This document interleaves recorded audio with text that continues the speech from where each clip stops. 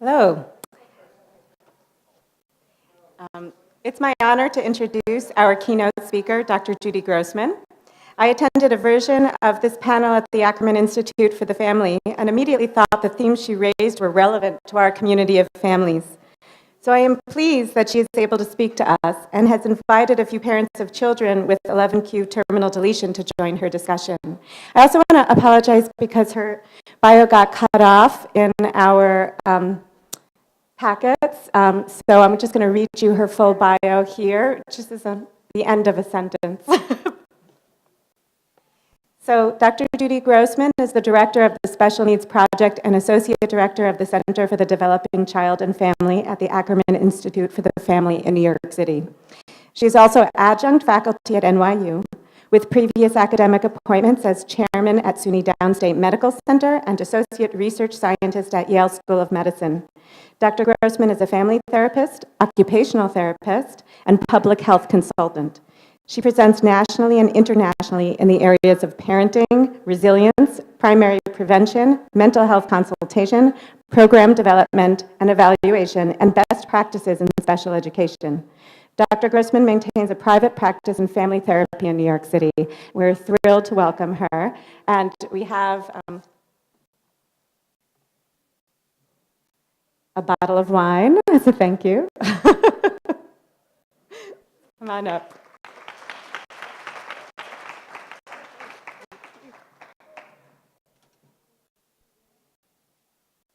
Good morning, everyone. Good sound. I am so pleased to be here. Being a family therapist and walking into a large extended family is a wonderful feeling. And in looking at your program and seeing how inclusive you are of siblings and grandparents, you're speaking right to the work that I do. So very quickly, I just wanted to give you some context. I'm going to talk for about 15 minutes, and then the experts, the panelists, parents that have children with 11q, will be talking about some of the themes today. But at Ackerman, I had started a project for family therapists to work with families that have children with special needs because it's a very layered work. There's a lot to know beyond being a good family therapist. And I also feel that a lot of the people in the field, early intervention and special education, do a wonderful job with the children, but aren't necessarily attuned nor sensitive to the needs of the families. So we do parent discussion groups, parent workshops, a lot of professional training, and family therapy. So I have my team members listed. We work together and we're developing best practices in family therapy for families that have children with developmental disabilities. So this workshop is a little bit different. It's less scientific and more about the heart. And so it's a topic that a lot of parents don't want to talk about or push away or don't allow space because there's so much to do. I mean, the 24/7 busyness really leads our lives. But I think it's helpful once in a while to step back a little and to look at what we're going to be talking about today, which is what are the challenges, and we all have challenges. And as we deal with the challenges, how are we building our resilience? And there's both personal resilience and family resilience. And then as we become more confident and competent, we have the opportunity to discover new things about ourselves.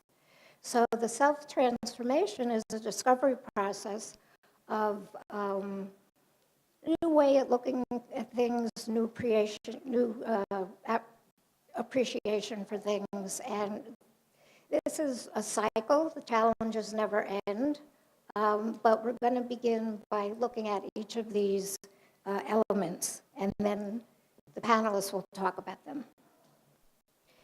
So we all know about the challenges. We really don't have to spend much time on that.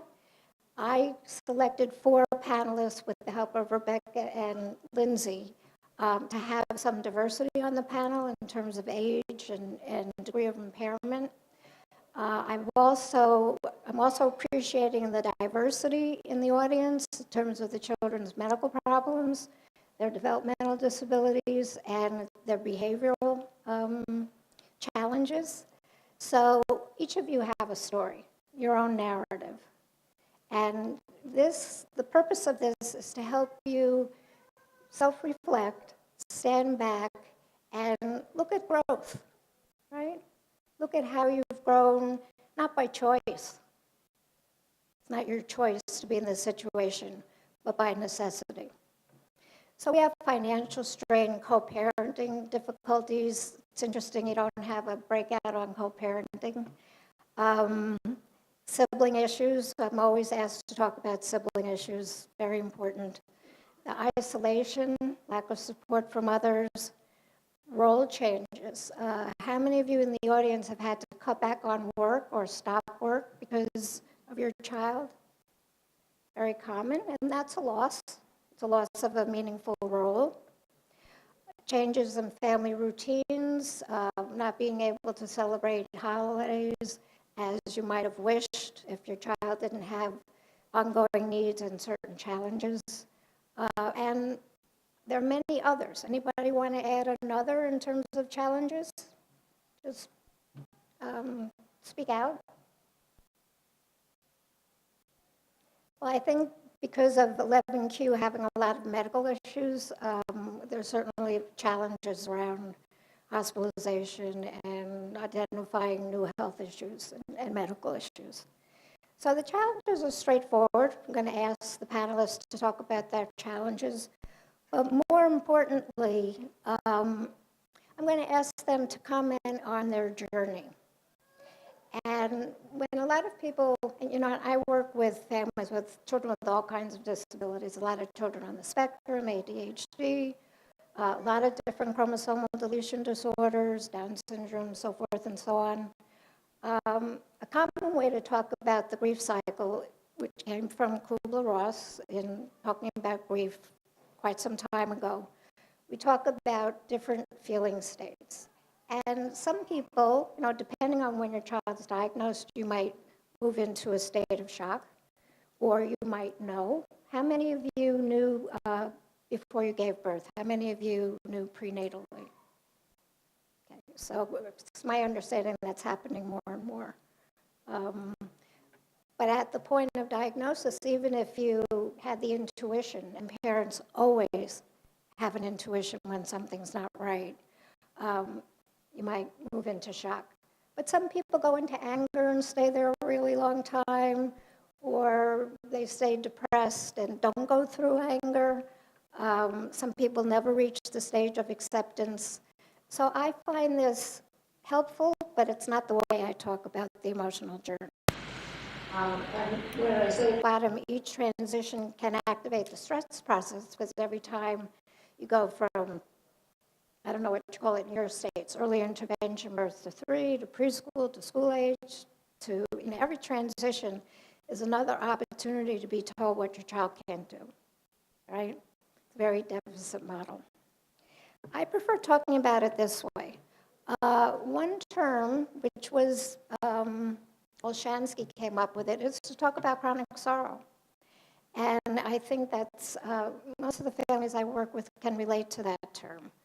It's not depression. There's nothing wrong with being in that state. It's a reality. It's the sorrow that it didn't turn out the way you were imagining. You didn't have the child that you were hoping for, even though you love and adore your child. It's in the background, right? And there is a sense of loss that I wish my son could do this, I wish my daughter could do that, I wish it wasn't so hard for her to make friends. I wish I could understand her more if there are language issues. So chronic sorrow is something that makes total sense. It's not something that you're supposed to get over. It fluctuates, and it's reality.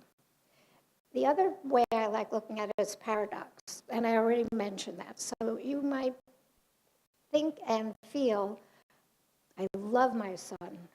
He's so funny. He's so fantastic. I just wish he were different. You know, I just wish he were different.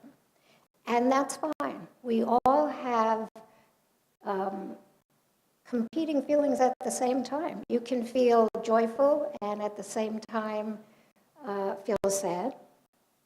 I mean, if you think about your current state, I'm sure you have mixed emotions, and some people don't understand that that's actually very appropriate and normative. Uncertainty, I think, is the biggest feeling that parents have trouble dealing with. And that's that gray zone. What's she going to look like in 5 years? What's going to be the rate of change? What's our life going to be look like when our son is 20? It's the unknown. And there's a term, I think it came out of the family therapy field, called ambiguous loss. It was first coined around Alzheimer's, where the family member or the client with Alzheimer's is physically there, but not emotionally present. And then they used that term when they were talking about autism, that certainly children that are nonverbal with autism, and we think about reflective function, how we imagine someone else's thinking and feeling, to not know is very hard. And I think there's a constant state of not knowing. So this ambiguity leads to the anxiety and sometimes, in some cases, fear. So those are very, very real emotions.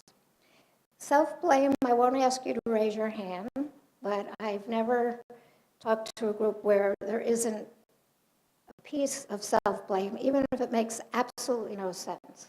And that goes for all parents. I should have, I would have, I could have, I didn't. And you know, I've had PhD friends in developmental psychology try to make meaning. Maybe I had too much sugar. You know, I mean, now there's a lot of interesting research on fetal development and stress, but we want to make meaning. And so we look for answers, and you know, we don't necessarily have them. And then we're going to end the panel with personal and family transformation, because when I ask people to think about it, sometimes they go, I didn't realize, yeah, you know, I could do this I couldn't do before, this is more meaningful, I don't get bothered by that. It has a lot to do with relationships and so forth. So I'm going to move quickly so we have plenty of time. I'm a resilience researcher. Resilience is about struggling well. You know, usually people talk about how you deal with adversity. Everybody struggles. And some you know, they have more support, they have more resources, so their struggle might be easier, but everyone struggles. So the issue is, am I struggling as well as I can? And building resilience is step-by-step mastering experiences. Gee, I never thought I could deal with my child in the NICU. I never thought that I'd really be able to tell my family what's going on. I really, you know, I was able to handle that medical crisis really well. Gee, I advocated for my child at the CPSC or whatever term you use in your state meeting for special services. So as you build, because resilience isn't a trait, it's a process. And we build resilience, and you today are helping your child build resilience. You may not use that term, but that's exactly what you're doing, right? Within their capacities, you're helping them struggle well, master something, feel more confident, and you know, begin to take on new challenges. So the last slide I'm going to show, and I'm going to go right to the panel, is a little bit about self-transformation. So as you become more resilient, or as time passes and things stabilize in your family, even if it's just for a short while, you have an opportunity to discover things about yourself.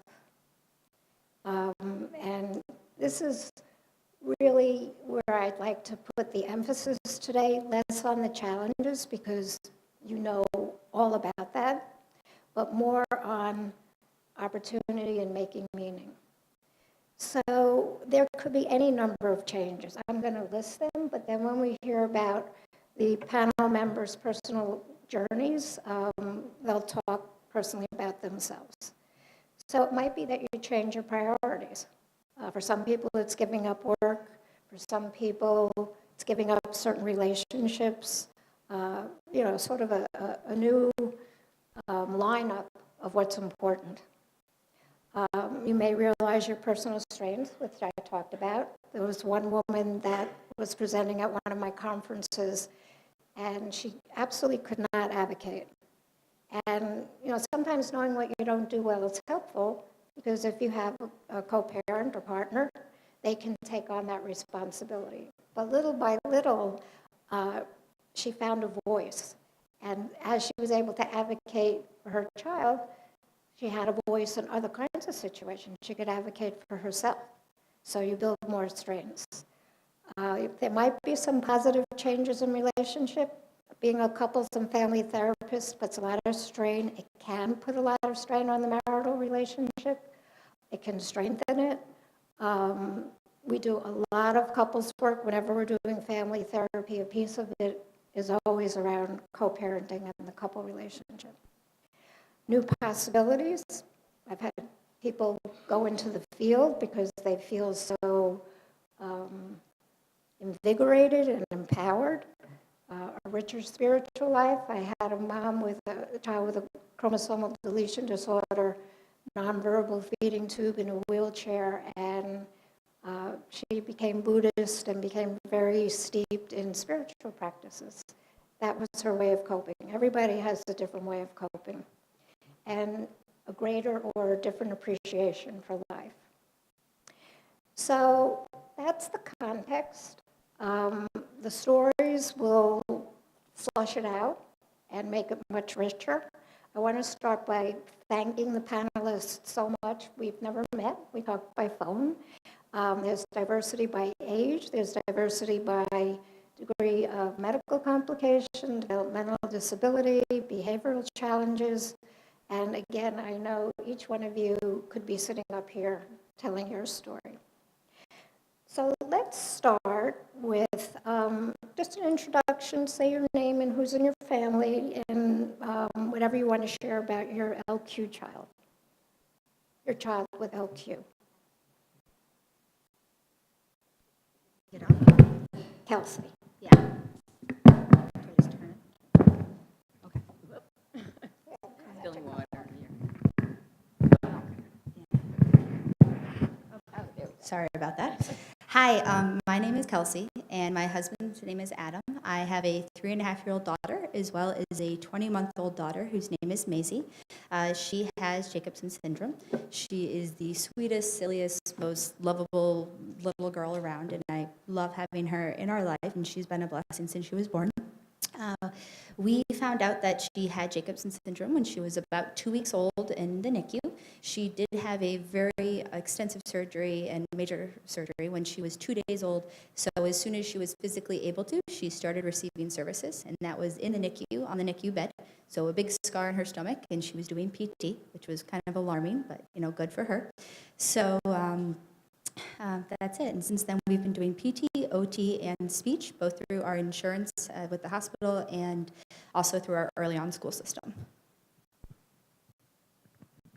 Hi, I'm Diane, and my son Emmett is actually in the back there helping Jesse with the run camera. So I want to recognize Emmett back there.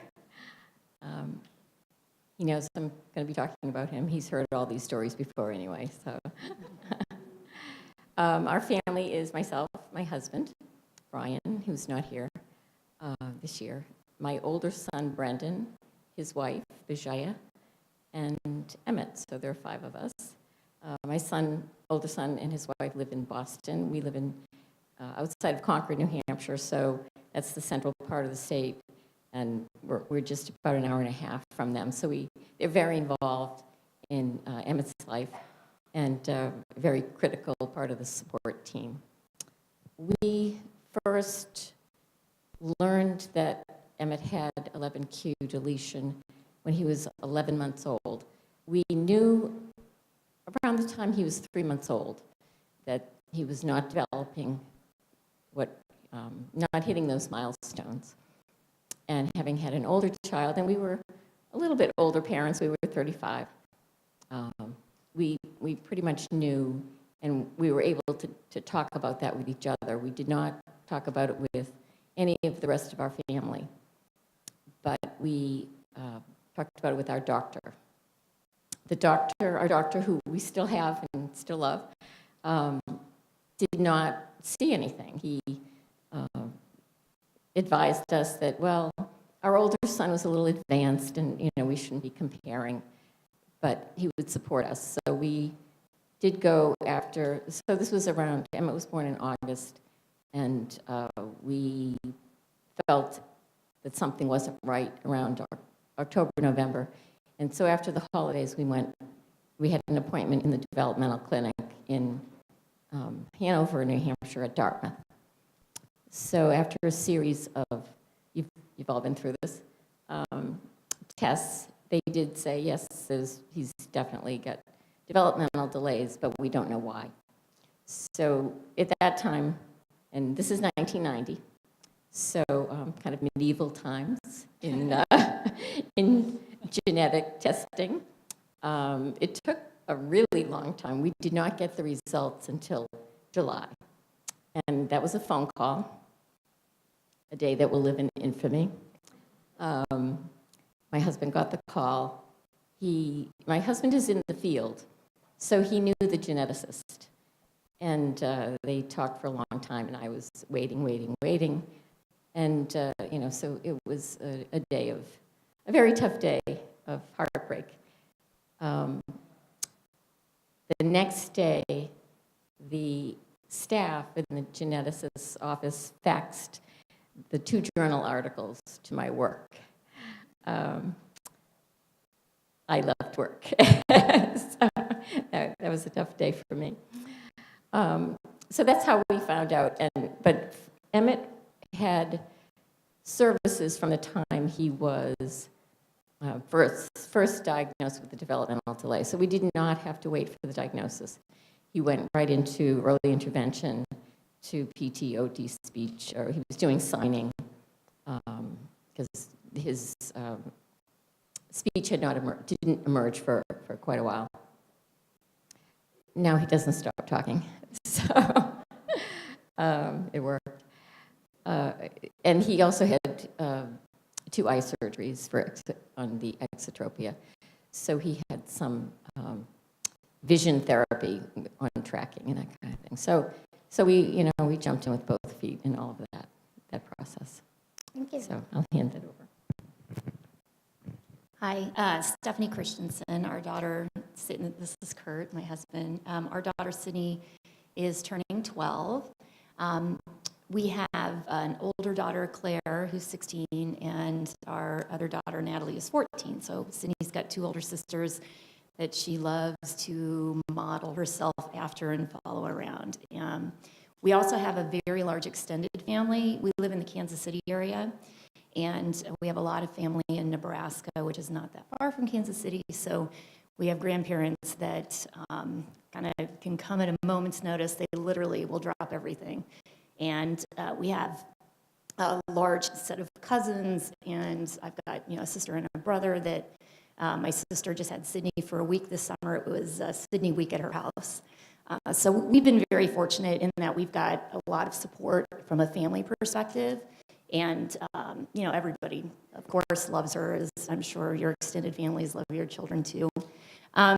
We found out that Sydney had Jacobson syndrome when she was about 3 months old. And although we had, as I'm sure many of you did too, kind of a dramatic entry into the world, she was born at 37 weeks. They induced because she had stopped growing, and they were concerned about that.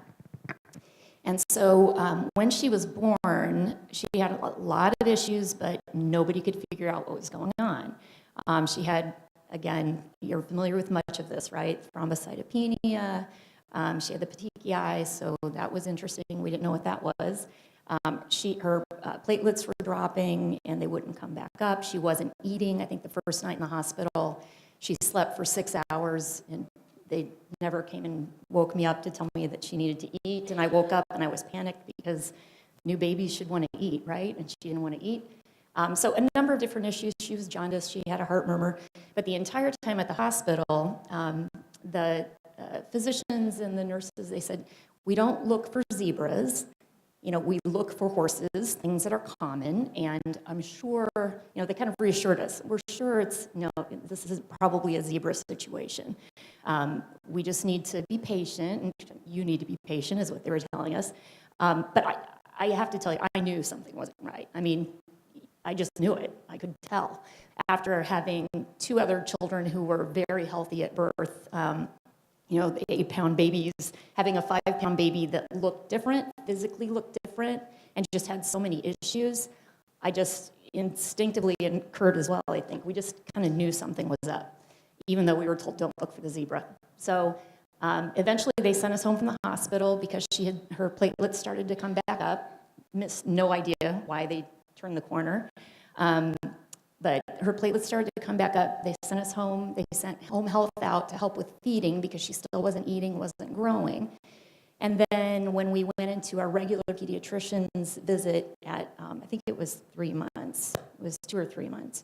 Our pediatrician kind of looked at her and said, something doesn't look right. I'm like, finally, someone's seeing it too, right? She has low set ears. She has kind of a broad forehead. And then I think actually at the hospital, one of the nurses had pointed out to me that she was missing one of the lines on her hand, which is sometimes an indication of a genetic problem. Again, just a nurse who was caring for her in the NICU had just pointed that out to me, but no one else at the hospital at that time made a big deal about it. So kind of the combination of factors, she said, I think we should send her blood in for genetic testing. So we did that, and it didn't take quite as long, I don't think, for us. This was in 2006.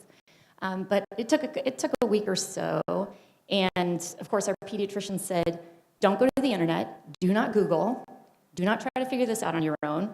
And what did we do? We went to the internet, and we Googled, and I thought for sure she had a 5th chromosome problem. That's what I thought. We kind of had different ideas about what it might be. And then our pediatrician, when she told us what it was, she said, I don't know what this is. I had to Google it for the first time in my career, but she said, we're going to figure it out. So that we've had very good support from that perspective. Well, I like the fact that she said, we'll figure it out. Yeah, she did. And we're never going to leave her as a pediatrician. I can't imagine Sydney not seeing her after she's 18. That's going to be a very sad day. So. Thank you. Okay, I have 2 boys with Jacobson syndrome. Braden is 19 and Zachary is 16, as I said previously. And then I also have 2 daughters who are 12 and 7.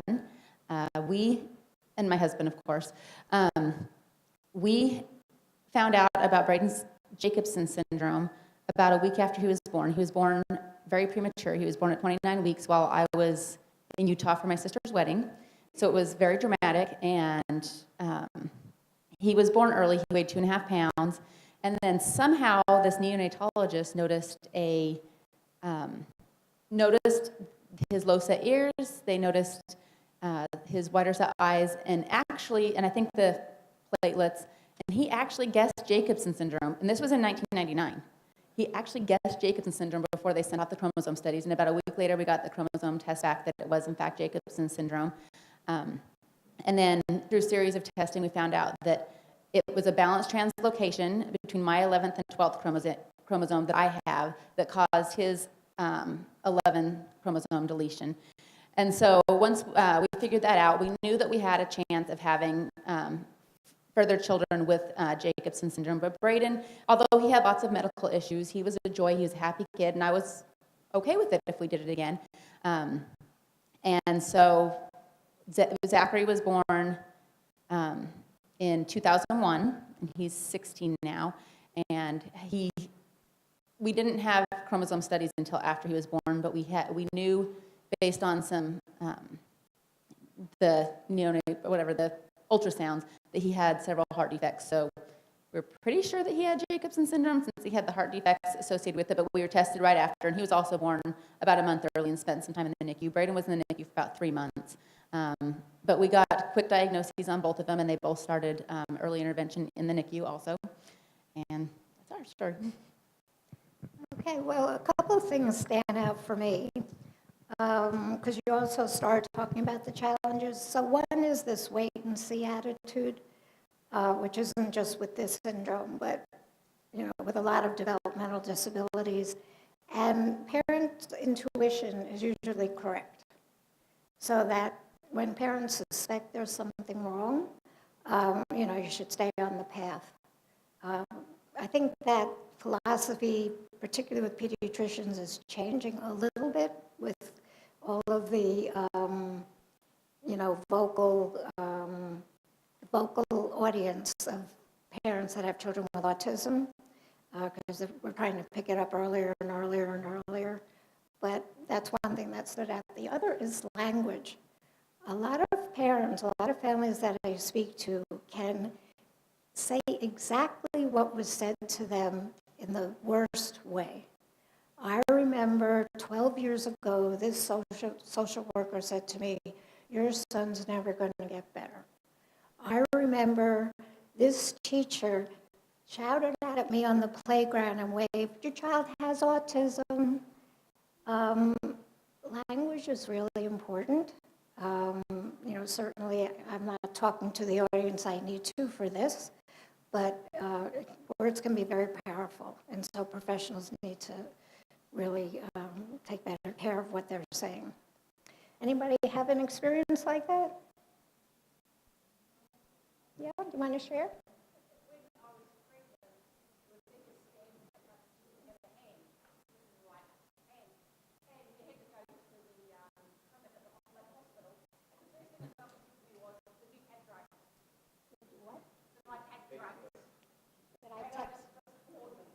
Did I text right? Yeah. I'm maybe later we'll walk around with a mic. I'm sure a lot of you have examples. So now I'm going to ask the panelists, you started talking about some of the challenges. Can you be selective in challenges that affected the quality of family life and family relationships? And if you're comfortable, talk a little about your emotional journey. Want to start, Kelsey? Okay, sure. So one of the biggest challenges I've had since Maisie's been diagnosed is actually stepping out of my comfort zone. So being able to talk to doctors and tell them that I don't agree with them, being on this panel and talking to all of you, definitely out of my comfort zone, although you're very welcoming, it's terrifying. And then just advocating. So I have a great support system, we're very lucky, but advocating for my daughter. And she's only 20 months old, so my emotional journey really started when she was born. When I first found out I was pregnant, my blood work came back, and those, I don't remember what those are, but those little numbers that just keep doubling when you find out you're pregnant, mine didn't double. So they were a little worried. They thought that I was going to miscarry it, but I didn't. Maisie's always been a fighter, and I didn't have that happen.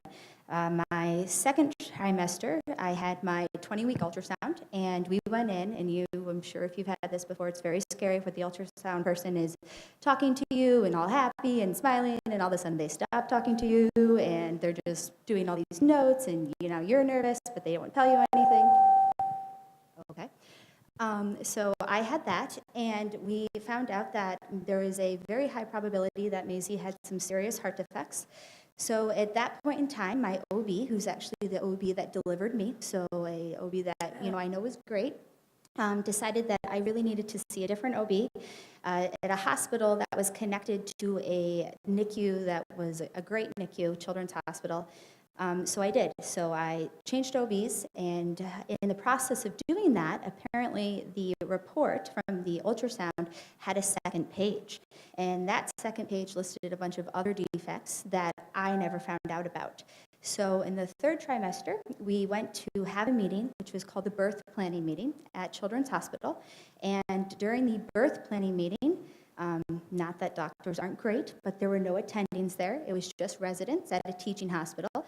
And they started talking about all of my daughter's birth defects. And I had no idea what they were talking about. I didn't know that there were things wrong with her liver or anything else. So I went in there thinking there was just something wrong with her heart. And they realized about 5 minutes into it that we had no idea what they were talking about. We originally thought they had the wrong baby. And then they left because they didn't know what to do. So that was a little alarming. Didn't, give us the best faith in the hospital. Since then, they've been great. So then we delivered Maisie. She was born 5 weeks early, and we did what we thought we were going to do. We went to the hospital. She immediately went to the NICU. There was, again, another doctor there who did an echo and said, everything's great, don't worry, she doesn't have an heart defect. We were wrong, so the good news is I was able to sleep. And then I woke up in the morning with a cardiologist telling me, we weren't wrong, sorry about that. By the way, she has this, this, this, and this, and this. So I went up to the NICU. And then after that, it was about a month and a half to 2 months of getting a different attending every other day. And because she had such a long list of everything that was medically wrong with her, no one could give me a list of what was wrong. So I had no idea. A different doctor would say something different every day. And I guess the biggest challenge I had with that was missing that second page of that report that just never went to my new OB that could deliver at the Children's Hospital, because I felt like I failed as a mom. Like I should have known about this 20 weeks ago, and had I known about this, I could have prepared, I could have researched, I could have been able to ask all these questions, and I don't. So when she was about 2 weeks old, we got the diagnosis. And the good news is when we got the diagnosis, we were able to realize that some of the things that she has were part of the diagnosis and not just out of the blue. It was very interesting how they told us I was all alone. My husband and parents had to work, and it was flu season in the winter, so they didn't let anyone else in the NICU. And the individuals came up to me all happy and cheering and smiling, and I was thinking they got some heart results back or something. And they gave me a pamphlet that said what she had. And they were like, isn't this great? She has this. You should be so happy. We have all the answers now. And I couldn't talk. I was in shock. So they started going through the page and listing off everything that she would have. And that was by far one of the hardest things I've ever had to do. The good news is we got that information. And the one thing that I've been able to take out of all of that is just to be the best parent advocate that I can be. And I didn't necessarily get that opportunity when we missed that page. But since then, I try to do everything in my power, including coming out of my comfort zone, to help her and make sure she has the best life she can. Thank you. It's interesting telling the story of all the mishaps, and then you use the term self-blame. I blame myself if I had known earlier, and, it's inherent. But it's quite a story of things not handled well. Well, I would also say that I have been forced to step out of my comfort zone, particularly during the early school years throughout the IEP process. As the mom, I went to most of the IEP meetings throughout Emmett's school career. So that was a lot of years, a lot of IEP meetings. Early on, I felt my husband should come with me because he is, as I said before, in the field, in the business. His brother had pretty profound developmental disability, and so he grew up with it. My husband is a sibling. So, he has a lot of knowledge, and I felt that, and he's just, he has a presence. For those of you who've met him, you know what I'm talking about.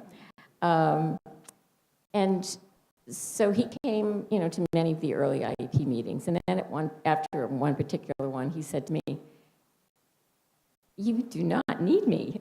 This is ridiculous that you're asking me to come to these because you know your stuff, you know what you're talking about. You have a handle on the room. You're advocating for him.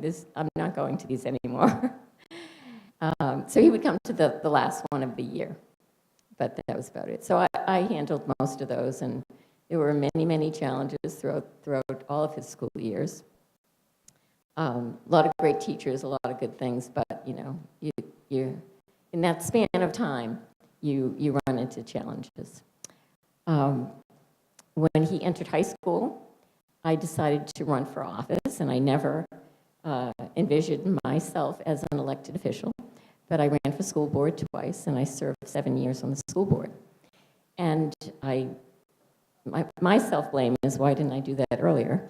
Because over 7 years, I was able to really impact special education throughout the district. So that was really something that I feel very proud of, and I never, ever would have done anything like that.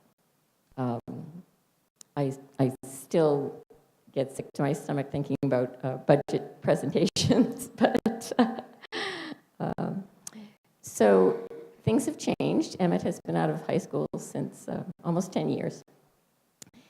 And now my challenge really is, Emmett has a lot of aspirations. He has a lot of big ideas, and he's had a lot of achievements, but those are, it takes a village. There is a support team. So recently he ran up Mount Washington, which is the highest point in the Northeast. It's 6,000 something feet high. And so basically it's running straight up. And I was not in favor of this. My husband ran with him. My husband, is a runner. He's done the mountain. That was his 16th time doing it, but he's getting older, so I was worried about both of them. We're in our 60s now, but Emmett has a lot of aspirations and a lot of goals. And what's difficult for me is separating my emotions about what it is that he wants to do from his ability and his right to take risks. So I have to really go through this whole journey inside my head of am I being selfish? Am I being, who is this really about? And so, most of the time he wins, and we figure out, well, how are we going to do this together? So they trained, and my son and my daughter-in-law and I were down at the bottom worrying, and then relieved when we thank God you can track them now. So when we saw online that they had finished and what their time was, we were relieved. But so, he has a lot of ideas and a lot of good goals, and supporting him can be a challenge, but that's my challenge at this stage of my life. Thank you. It's interesting. This is a developmental process, and sometimes when you think you've just figured it out, they're a pre-adolescent, and you struggle with that, and you think you figured it out, and they're an older adolescent. So constant changes, and that's why a parent needs to be very flexible. Certainly have knowledge, but what Diane was a good example of, who's this about? Is this about my being protective? Is this about my concern about launching? What is his capacity? What would be a good match? So there's so many things that come into play. But I think that I'm sure a lot of you have the experiences because you have older children, that things may be working well for a while, and once again, you have to figure it out. Stephanie? Sure. So I was thinking about this, and I think one of the things that's reflective of my transformation is the fact that I am now willing to sit on a panel and talk about my emotions, which my husband will attest to the fact that is probably a shock. I think I am known inside of the family as kind of the one that doesn't show her emotions very effectively. Sometimes I get criticized for that. So my emotional journey, which is probably, I don't want to speak for my husband, but I think we've kind of obviously gone through this together.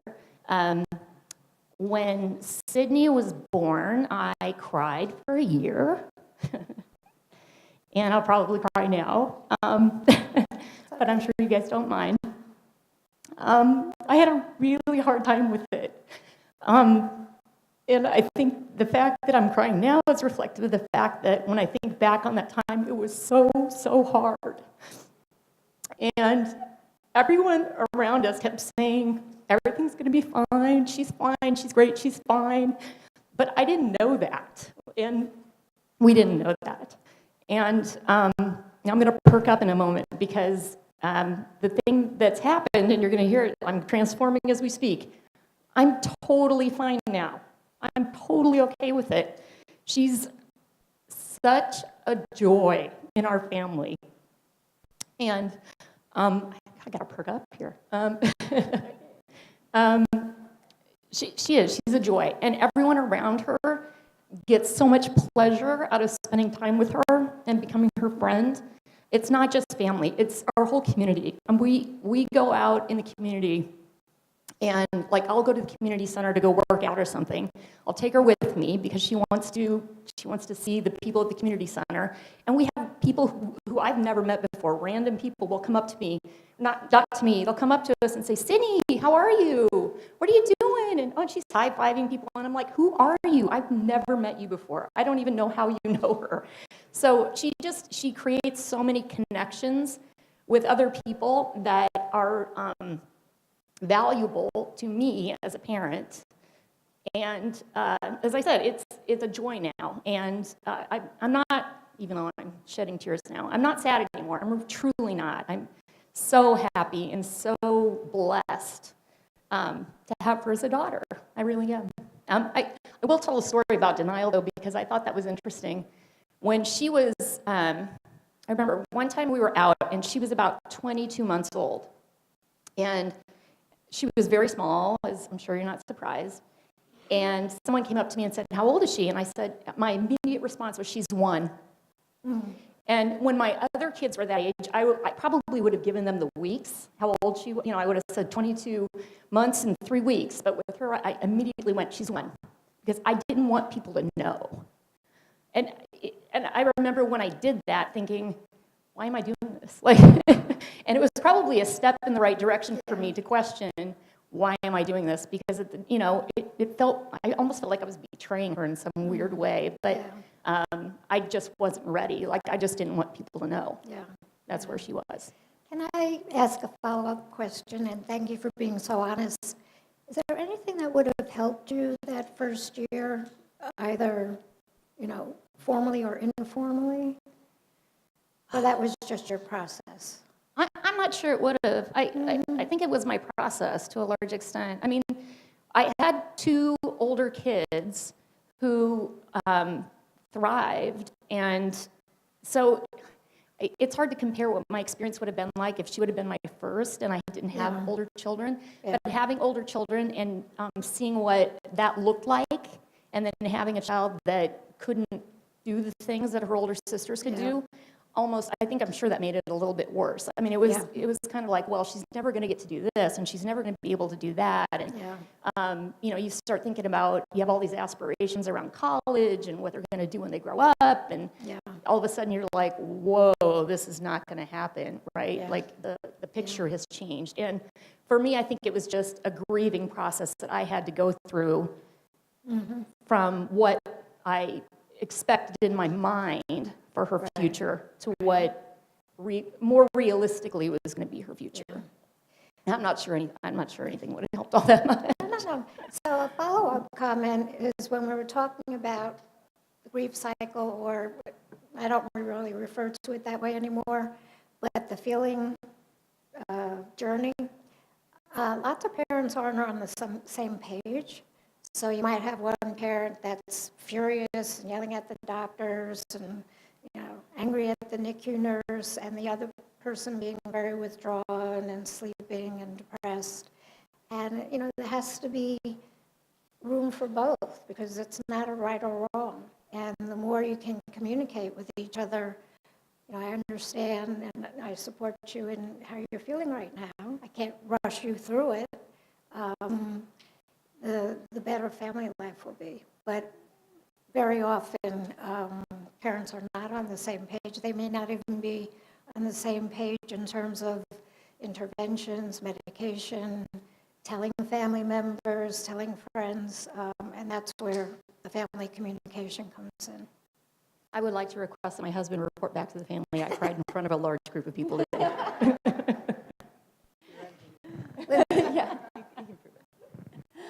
I think my emotional journey and challenges probably started, well, I guess as background, my husband and I both come from large families, and as a young married couple, we had this vision of what our family was going to be. We were going to have 6 kids. They were all going to be perfect little kids all in a row. I was going to have a white picket fence, and I would watch them out the back window playing. This is what I had in my head before I actually had children, and actually while I was pregnant. And then Braden came along very dramatically and was in the NICU, and like I said, that we were actually not at home. We were in Utah for my sister's wedding, so there was a lot to deal with there because my husband had to go back to work, and I was left there living with my sister while he was in the NICU there for about 5 weeks before he was able to be transferred back. And I feel like, you know, we got the diagnosis about a week after he was born, and I remember having a big cry fest then, but I just kind of went into business mode. Like, he has this huge list of problems, and we have to deal with those. And I feel like I just went into business mode. Like, we're going to take care of everything. I'll deal with my emotions later. And that's kind of what I did. And after he came home from the NICU, I remember, I don't remember if it was a support group or what, someone gave me that Welcome to Holland poem. And I was like, oh, this is great, except for Holland isn't very fun. Like, we go to the doctor every day while all my friends are taking their kids to the park. So I'm like, this is the picture that I pictured. And you're saying that these are equal, and they're not. I'm like, going to the doctor every day is not just different. It wasn't quite as fun as what they were having with their new babies. And so one of the first things that I had to deal with as a challenge in my emotional thing was actually grieving the loss of those experiences with my child. So that was probably my first big challenge besides the medical ones. And I feel like since then, with both the boys, it's kind of been a roller coaster of challenges, because when they were very young, both of them had lots and lots of medical issues, and we went to the doctors all the time, therapies every day. I was just busy. I was just go, doing all that every day. And as they got older, their medical issues seemed to mellow out, and then the behavioral issues came in. And then I thought, oh, this is so hard. I'm like, I feel like the medical issues were easier. But now we're kind of back to the medical issues with Zachary now. I'm like, no, we'll go back to the behavioral. And so I feel like we're kind of on a roller coaster of challenges. But we've definitely grown through all of this, and it is an emotional roller coaster. I still have moments of why me, and my kids are 19 and 16. I have moments of why me, why us, why our family. And then I have moments of lucky me, like, look what I get to have. You know, then I have the next moment where I'm like, oh, wait, I have to plan retirement for 4 people. And then I'm like, oh, but I get to plan retirement for 4 people. These 2 boys are never going to leave me. They're going to love me forever. So, you know, I still feel like we're on a roller coaster a lot of the time, but we've definitely gained more resiliency, and I feel like we've learned how to manage it a little better. That doesn't mean that I don't have times of feeling sorry for myself, but then there's also times of, look what I have. It's such a blessing. So that's actually a good example of how the joy doesn't cancel out the sorrow, and you need to leave room for both. So thank you for your comments. So my next question is a pretty simple one, which is, how do you cope? If you could just say, you know, a couple of things that you do to cope that, you know, maybe people can relate to, and they can expand their toolbox of coping strategies. Some people run, you know, some people do meditation. Just share a couple of things that you do. Okay. I guess the number one thing that I had to do for coping, and I'm sure I still do it, is when my daughter was born, there was a lot of chaos before with the pregnancy, and then when she was born and figuring out what was going on. And I, by nature, I believe so. At least I'm very kind of an organized person. Some in my family might say more so than that. My husband often tells me, can you not half-ass anything, to his dismay. But I always try to do everything to the fullest. And I had to realize that that doesn't really matter. I don't have to do that. I can just relax. I don't need to have the dishes done. I can focus on what's really important, which is my family. And I did that, I guess, one, on a personal level, but I also did that with her medical stuff. So when we left the NICU, I was really angry of everything that happened. I don't really know if it was the diagnosis as much, just the fact that I felt like I wanted to be in control because I'm the mom, and this is my kid, and I should know what's going on. And I realized that I wasn't, and that was very difficult for me. But also something just clicked one day when I saw, like, hey, there's all these medical people, and they want the same thing I want. They want her to do well. They want her to have a happy, full life and be healthy. So the other thing that I did is I kind of changed my mindset, and I started working with the doctors. So asking questions, trying to kind of figure out what I could do to make her life more fulfilling. And not only the doctors, I actually reached out to her insurance company, and I said, hey, here's my daughter, it's been good so far. What else can I get out of this? And they told me about this contest that I could enter. And by doing so, I actually got her to have a full week-long trip to the Mayo for a second opinion of all of her doctors. So we went to the Mayo Clinic and saw all these doctors actually completely free at cost, other than us having to spend money on the room and the flight, which was amazing, and things like that. So I guess my two coping methods were realize that I don't need to do everything well. I can just sit back and be happy. And then two, working with the professionals that I was so angry at, changed my mindset on that. And reach out and see everything. Reach out and keep looking for information and seeing how I can help her in whatever way I can. Right. You know, I've heard over and over again, parents, when they are able to say and believe, I realize I can't control the situation, I can only control myself, is a profound shift. You know, I hear that when parents start over drinking and they're realizing, oh, you know, going for that extra glass of wine too often or getting too angry. But in fact, it's very helpful because there are some things you can't change, right? And there are some things that you can. And for some people, it's very difficult to not feel like you're in control. So actually, the last time I did this panel, which was a little bit different, but there were quite a few comments about, I like to control things, and I had to give up control, and that is really hard for me. So thank you for bringing that up. Diane? So I'm a very solitary person, and having the chaos of the early years was difficult for me. And as we've mentioned before, I'm in a family of runners. My husband has run the Boston Marathon 39 times. So he's kind of crazy. So about 20 years ago, I gave him an ultimatum that he could not train for this marathon anymore because every Saturday he was running 15 or so miles, then recovering. And so he obviously was taking care of himself.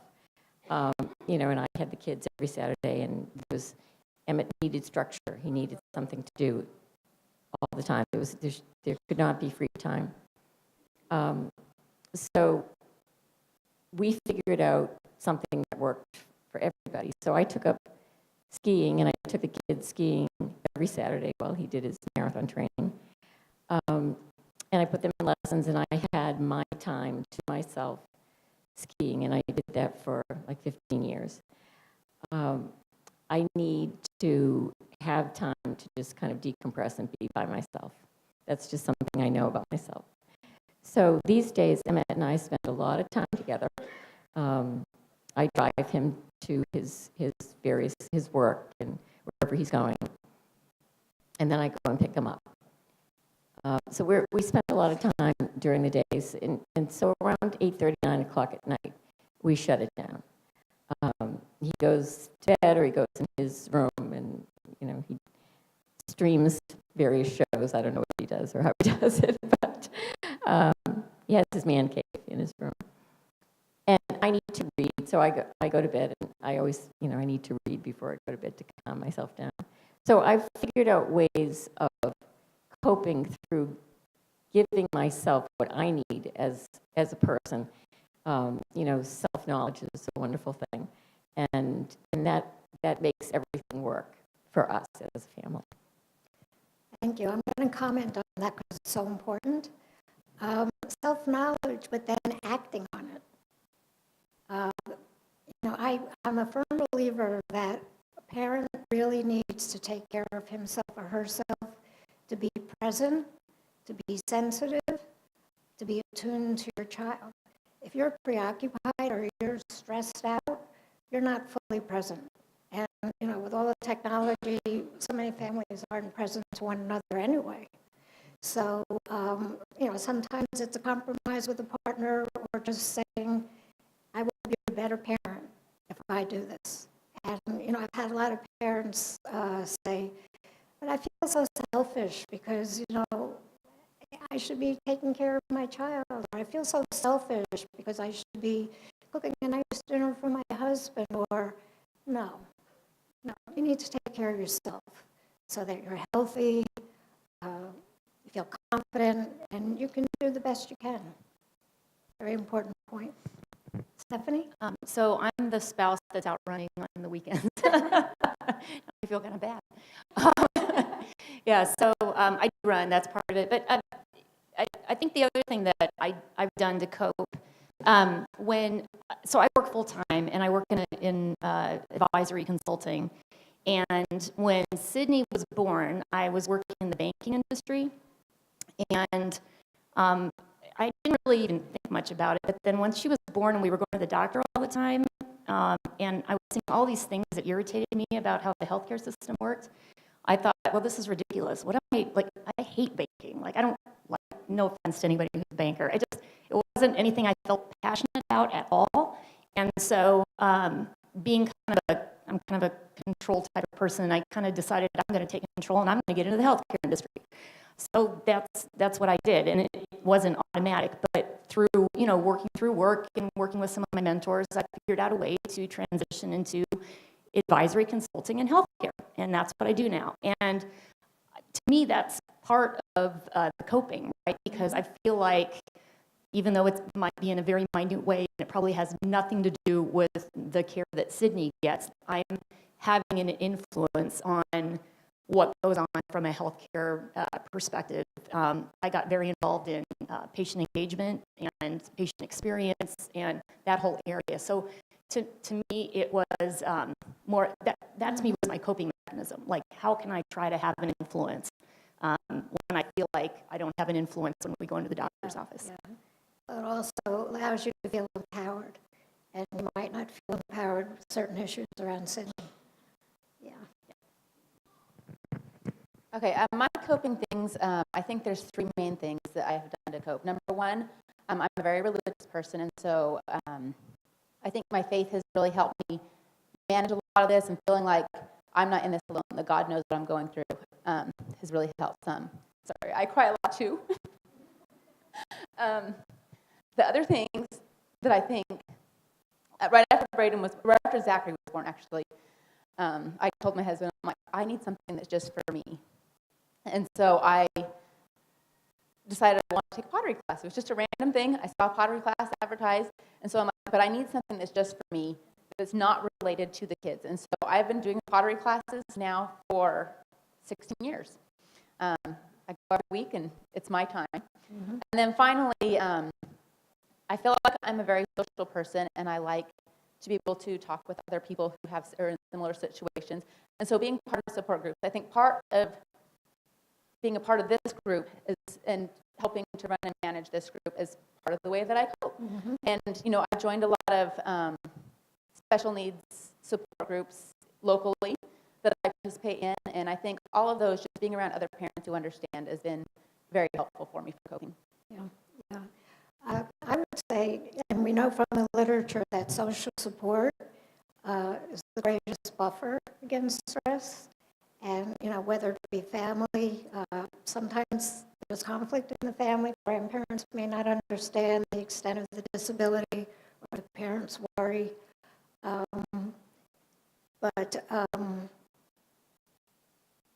just lost my train of thought. Oh, well, what was the last thing I said?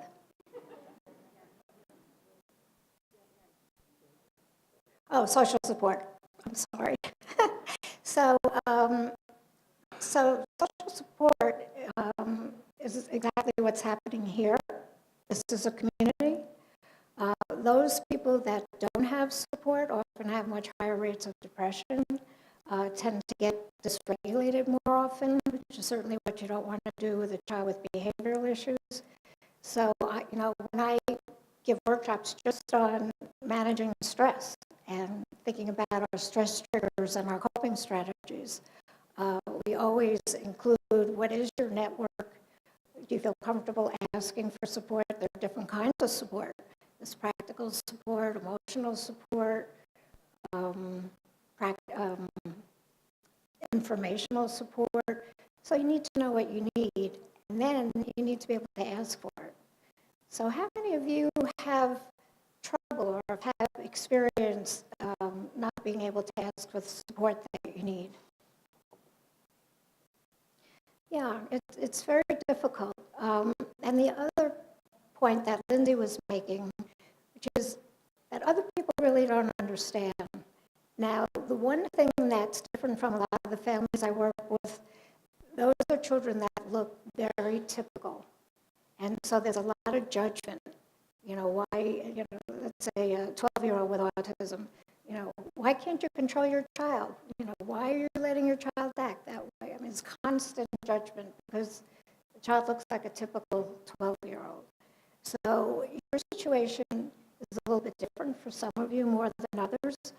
But the bottom line is, if a family doesn't have a child with a disability, they don't understand. They really don't. And sometimes they don't know what to say, and sometimes they don't know how to make you feel better. And so being amongst people where you have something in common, which is so dear to your heart, which is your child, is a wonderful opportunity to get that support that you need. So bravo for this conference. Last question, then I'm going to open it up, and you can ask questions of me and the panelists. The last question or comment is, if there's anything else you want to say about self-discovery, feel free. But if there's one message you want to leave with the people sitting here, what would it be? Mine might seem kind of obvious, but it's have fun with your kids. So I spend a lot of time trying to make sure that my daughter is being the best she can be. So we do so many fine motor skill puzzles and just things like that. And I'm on the phone constantly with her doctors. And every now and then she comes up to me with the book and like, Mom, you've been on the phone for an hour. And I think in my head, oh, I know I'm doing this for you. But I just stop what I'm doing and I sit down and I play with her. And I don't work on trying to build a skill set or, trying to focus on something. We just have fun doing whatever she wants to do. And then I try to do that every day. So there's a lot of work that goes into getting her this, to be where she is. But she's a kid and she should have fun, and I'm her mom, and so that's what we do. So if it's a little risky, we're cautious, but we do it. But I think it's important to have fun with your kids too. I 100% support that. All of a sudden you're parents, but you're also therapists and special ed teachers and people whose children are getting ABA. You think you have to be the ABA guard and constantly be on task. And I have to say, quality of the relationship, the downtime that you spend with your child is the most meaningful. They will get their therapy and you will be able to follow through, but if you don't have that downtime of just hugging and enjoying each other, that's really what builds relationship. Diane? I think at this point, I can really look at the accomplishments. So looking back, and how do we get to this fine young gentleman we see here today, from that young child who had a lot of challenges, a lot of behavioral challenges, and we really, I think what our methodology was to acknowledge the difficult parts, the tough days, the tough situations, but to not wallow in it and to turn to look at the successes and to try to kind of break down the successes, so what made that particular thing work, and then try to replicate that. So building on even the smallest success over time, and looking back to those successes and taking some satisfaction with those kind of propels you forward and gives you the confidence to go to the next thing and the next thing. So, that's really kind of how we have operated and how we continue to operate. So that's my recommendation and my advice. I asked my older two for their thoughts on challenges, and I thought it was so interesting what they came up with. They said, I said, if I'm going to be on this panel, and, what do you guys think I should share about having a child in the family with Jacobson syndrome?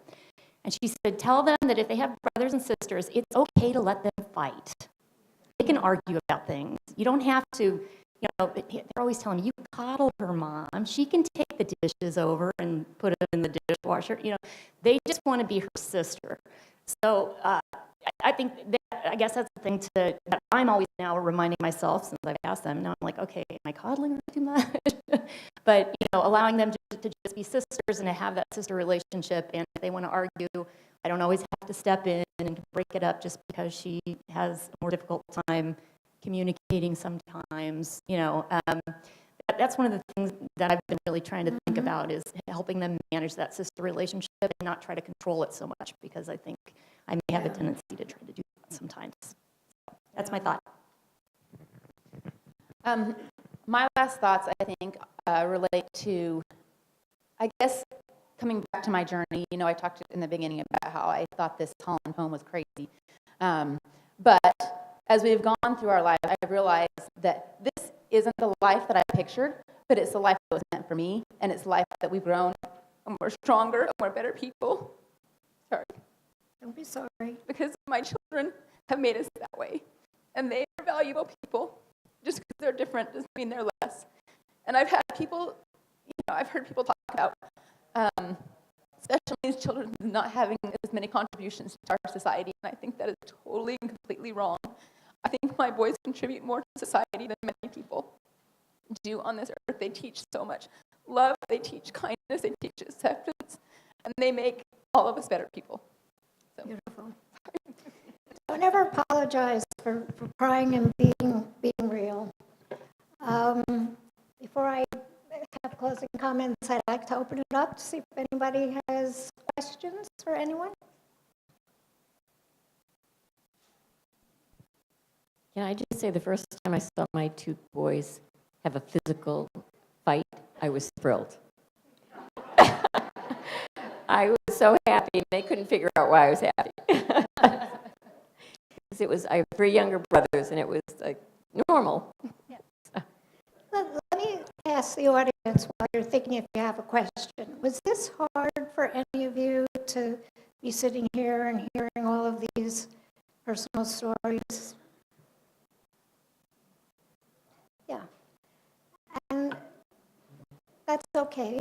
I'm not going to apologize for making it hard for you.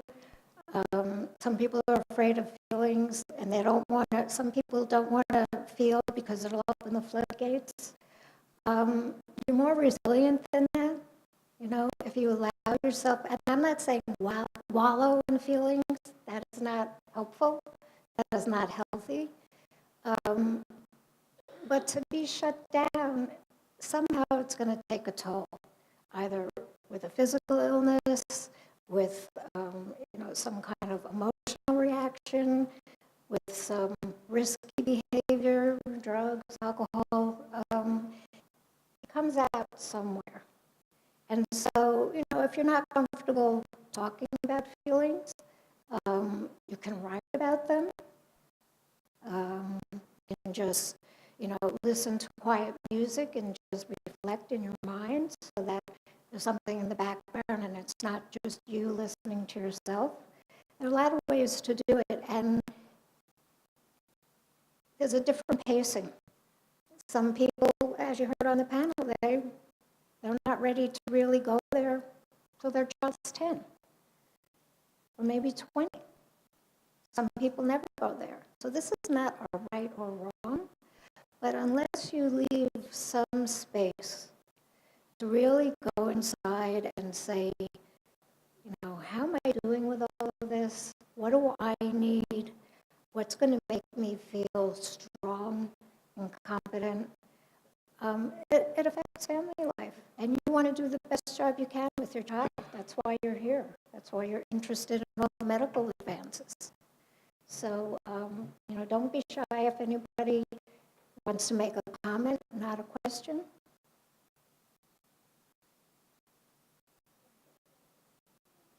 Yeah.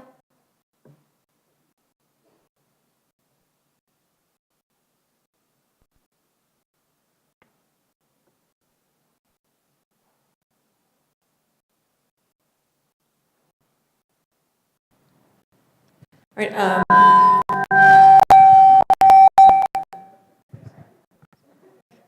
right, let's try that again. I just want to say that it was interesting hearing from all of you, all your different perspectives and where you're all at in life, and personally relating to each of you kind of in a different way. Stephanie, I definitely related to you because I have an older child that's perfectly normal. Well, definitely. And then Diane, I live in Maine, so I found the story in Washington very interesting. And personally, I've only driven up it, so I couldn't imagine running. Did he run back down? No, right. Okay. Hey. And Kelsey, and because I met your little baby because I have a little one as well, and so it was interesting.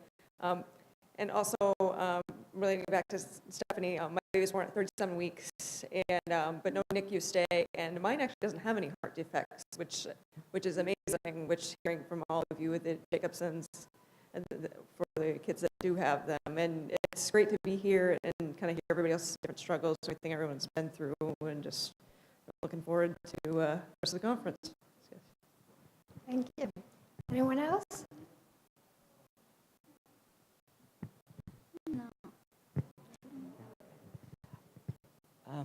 I'll bring over the mic in a second, but from the stream we have Marie Barter, who says that she wants to give a big thank you to the panel. I felt like they were talking about my life in a lot of instances, and it was great to hear I'm not the only one who felt that way. You know, I'm not the only one.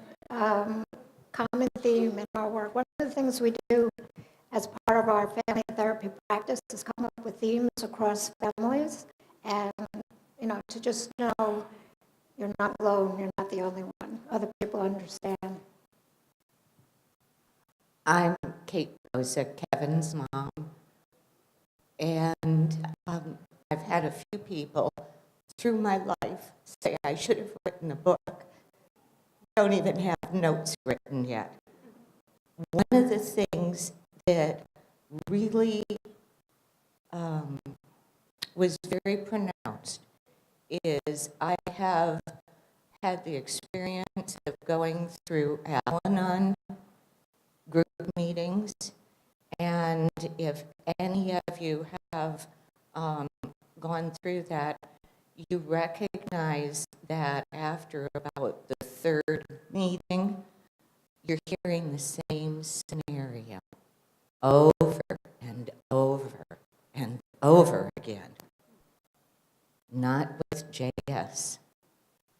Every one of you parents individually have experienced different scenarios. And treasure your differences, because we all come together every other year to be a family, and to hear about those differences and hear about your feelings and your compassion and your growth. how each one of you has grown with knowledge and patience. And that's amazing. And thank you all so much for sharing with all the rest of us. Thank you. You know, it's, we're going to end now, but I want to say that how often do people tell you you're doing a good job?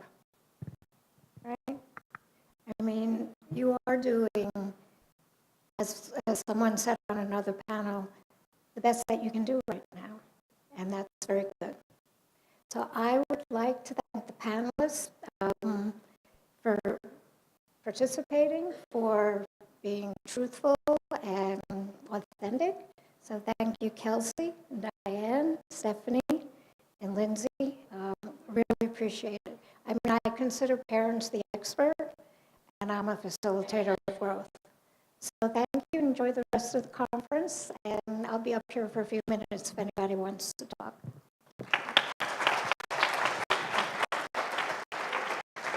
And Judy, we want to thank you again that with another token of our affection, since you are now truly a part of our community, you should be wearing a t-shirt. So thank you again for coming.